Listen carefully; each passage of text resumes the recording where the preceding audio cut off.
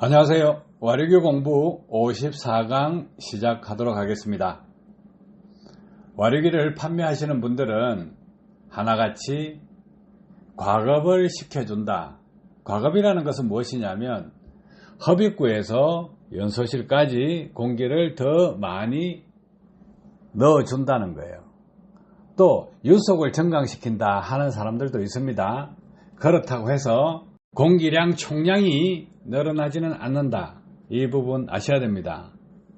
과급시켜준다 이런 논리로 접근하시는 분이 있는데 그 이론 맞는지, 또 배기가스를 잘 빼내준다고 해서 배기관에다가 와류기를 부착하는 사람이 있는데 잘 빼내준다고 하는 이론이 맞는지, 말과 글이 그렇다 하더라도 기계는 거짓말하지 않습니다.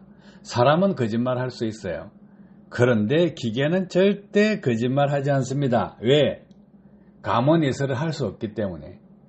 그래서 사진을 공개해 드립니다. 왼쪽 사진은 날개 없는 와류기입니다. 자, 흡입구에 부착하는 와류기인데 안에 고리 파져가 있죠. 그래서 와류를 식혀준다고 합니다. 단면적 손실 생기겠죠. 그런데 그 손실을 극복할 수 있는 이론이 있습니까? 없겠죠. 아반떼 디젤 차량에 장착된 무동력 터보 와류기, 날개 없는 와류기가 매연으로 인해서 불합격 받았습니다. 그 차주분요 과감하게 제거를 했습니다. 자, 오른쪽 사진을 보시면 제네시스 가솔린 차량입니다. 흡입구에 원통형의 날개 3개를 용접을 해서 넣은 것입니다. 그리고 배기구에도 와류기를 부착했습니다. 자, 공기를 과급시킨다. 이런 조건이 되면 희방연소 쪽으로 갑니다. 희방연소 쪽으로 가면 이렇게 카본 발생량이 많아지지가 않습니다. 잘 빼내준다. 그러면 엔진에 부하가 적게 걸리기 때문에 카본 발생량이 이렇게 늘어나지 않는다예요. 그럼 뭘까요? 홍보 내용은 사람이 과급시켜준다, 잘 빼내준다 하고 있는데 실제 엔진에서는 어떤 현상이 생겼습니까? 배기구에 카본 발생량이 많습니다. 이 차량 누가 배기구를 보면 휘발유 차량이라고 인정하겠냐 이거죠. 디젤 차량도 이 정도로 껌댕이가 나오지가 않습니다. 과거에는 와류기 판매하는 사람들이 매연 저감시켜준다고 막 이렇게 홍보 대차게 하진 않았어요. 그런데 지금은 매연 저감시켜준다고 대차게 이야기합니다. 자, 거기에서 냉정하게 짚어봐야 될 문제가 있습니다. DPF 있는 차량은 매연 발생량이 없어요. 카본이 안 나와. 그런데 DPF 없는 차량은 매연이 나오죠. 매연이 나오는데 가속 페달을 푹 밟았을 때 어떻습니까? 차를 세워놓고 밟으면 붕 밟으면 어떻게 됩니까? 흡기 단면적 손실을 많이 시켰다. 또 흡기에 와류기를 여러 개 꼽아서 흡기 저항을 높였다 하면 어떻겠냐고요. 붕 밟으면, 공회전 상태에서 붕 밟으면 매연이 적게 나옵니다. 왜 적게 나올까요? 역류가 조금 억제되기 때문에 그렇습니다. 그런데 실주행에서 붕 밟는다. 그러면 주행저항이 늘어나면 회전당 연료 분사량이 늘어나게 되고 그때 흡입 공기량이 부족해지기 때문에 카본 발생량이 늘어납니다. 그랬을 때 EGR이 개선을 시킨다 하면 어떻게 되겠냐 이거죠. 출력 떨어져 버립니다. 매연 발생량이 더 많이 생깁니다. 결과적으로요, 긍정적인 부분이 있고 부정적인 부분이 같이 존재한다는 거예요. 그래서 이렇게 홍보를 하는 것, 과급시켜준다, 잘 빼내준다 했다 그러면 결과치도 같이 나와야 되는데 말과 결과가 다르다는 거예요.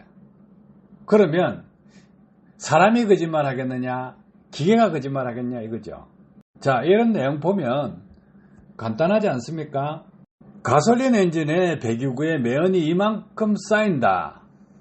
이렇게 하면 흡입 공기량에 비해서 연료 분사량이 많을 때 이런 현상이 생깁니다.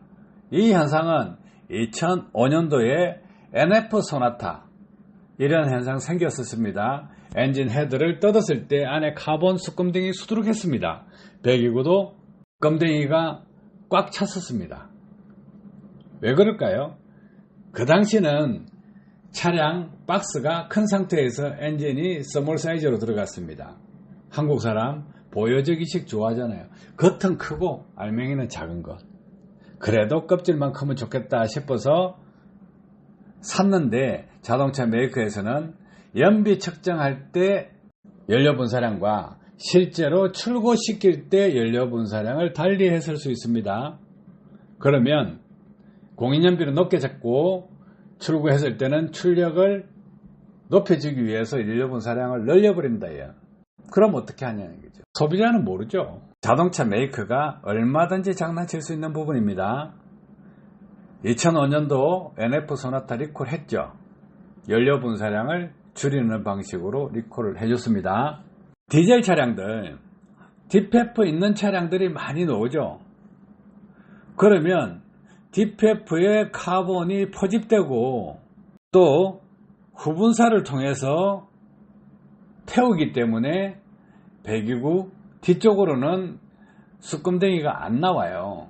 그러니까 와류기 업체들이 과급시켜주고 공기를 잘 빼내준다 해도 눈으로 확인을 못하니까 그냥 넘어간다예요.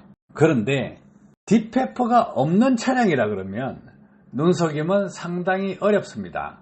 왜냐하면 카본을 포집하는 DPF가 없다는 거예요. 그러니까 들키기 쉽겠죠.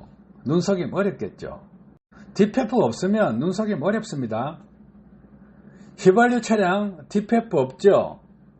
DPF가 없으니까 이렇게 육안으로 식별할 수 있을 정도로 카본 발생량이 많아졌습니다. 만약에 이 차량에 와류기를 부착하지 않았다 하면 어떤 결과가 나왔을까요? 설마 이렇게까지 심해질까요? 와류기 공부 1강부터 꾸준하게 보시면 답은 이미 던져 놓았습니다.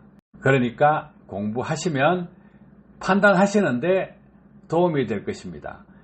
와류기가 긍정적인 효과가 있다, 부정적인 효과가 있다, 공통적으로 가지고 있습니다. 왜? 이론이 없기 때문에 그렇습니다. 엔진에 데미지를 주지 않는 방법, 그 이론이 철저하게 완벽하게 정립된 상태에서 개발해야 되는데 오로지 돌려주면 좋겠다, 와류를 시켜준다, 지금 몇십 년째 울고 먹습니까? 최소한 60년 이상입니다. 아직까지 뺑뺑이 돌리는 거로 사람들을 현혹시켜서 소비자 머리를 뺑뺑 돌려가지고 어지럽게 해서 혼미한 상태로 만들어서 판매를 하실 거냐, 아니면 정직한 이론을 먼저 발굴하고 그 이론을 설파하고 그 이론대로 결과치가 나오는 걸 보여줘야 될 것이냐, 어떤 것이 중요합니까? 소비자 적당히 속여 먹으세요. 너무 속여 먹으면 벌 받아요. 와류기에 대해서 관심을 가지고 있는 분이라 그러면 중학생 수준은 넘어가야 될 거 아니에요. 그래서 물리 공부 좀 하셔야 됩니다. 와류기요, 해상용 엔진 있죠. 해상용 엔진은 부하 변동이 없는 상태에서 운행을 합니다. 운전자 습관을 이렇게 팍팍 악셀에다 밟듯이 반영하는 것 아닙니다. 항속이죠. 그래서 엔진의 공기 흡입량도 일정하고 연료 분사량도 일정한 조건을 많이 가지고 운행을 합니다. 그래서 연소실 내부 흡기 배기 쪽의 카본 발생량이 적습니다. 시동 걸어 가지고 붕 할 때 그때는 검은 연기가 쑥 나오는 배들도 있어요.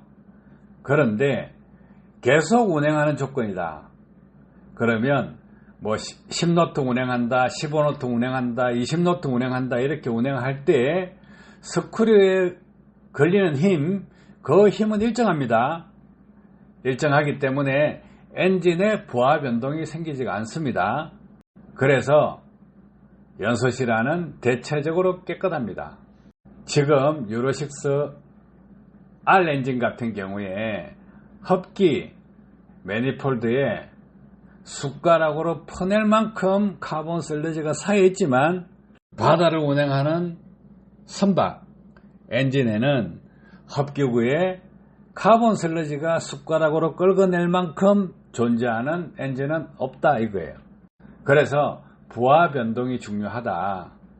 그러면 운전하시는 분들은 엔진의 부하 변동을 어떻게 하면 적게 줄 수 있을 것인가, 이 부분 고민하시면 팁을 드린 것입니다. 운전 습관 바꾸세요. 아셨죠? 도움 되셨길 바랍니다. 감사합니다.